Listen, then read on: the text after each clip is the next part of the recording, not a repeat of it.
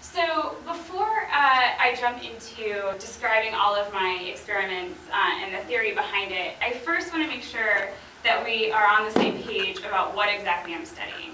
So my title says I'm looking at the dependence of perceptual decisions on the number of response alternatives and fidelity of evidence.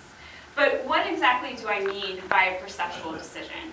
So we are constantly perceiving. We're constantly receiving information from the environment. We're interpreting that information, recognizing objects, interacting with things, reading words, etc. And we don't usually think of this as a decision process. It's pretty automatic. So when we're waiting out on Fifth or Forbes and we see a bus coming down the street, we not only are able to recognize that it's a bus, but we can read the marquee and decide whether or not it's the bus we need to take.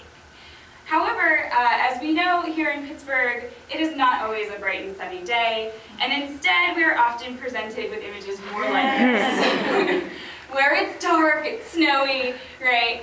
And at this point it becomes difficult to tell whether this says 99A or 39A.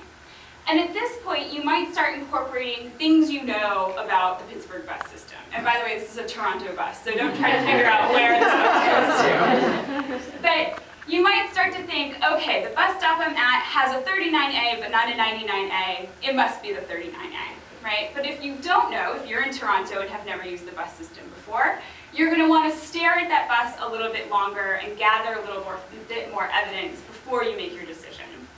And just to give you one other example, if the snow is actively falling, instead of that other picture that was just kind of misty, you're then getting obscuring and revealing of the marquee at varying points in time over the course of you staring at it.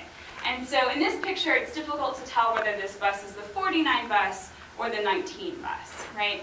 And so again, you're going to look at it longer, you're going to hope the snow swirls in some advantageous way so you can see the information underneath and make your decision. So what I mean by a perceptual decision is this more effortful, laborious process. It's no longer an automatic perception. You instead are trying to gather evidence from the environment before you make your response. So with that in mind, just a quick overview. I'm going to give a very brief background. We have a lot to get through, so I'm just going to set up general framework. I will then talk about the goals for the current set of experiments. I'll describe 4 behavioral experiments on perceptual decisions. These are all using a random dot motion paradigm that I will describe in a minute. And the idea here is to examine how the similarity of responses affects the decision process, how the number of response alternatives affects the process, the timing of evidence, and what happens when you alter that evidence during the trial.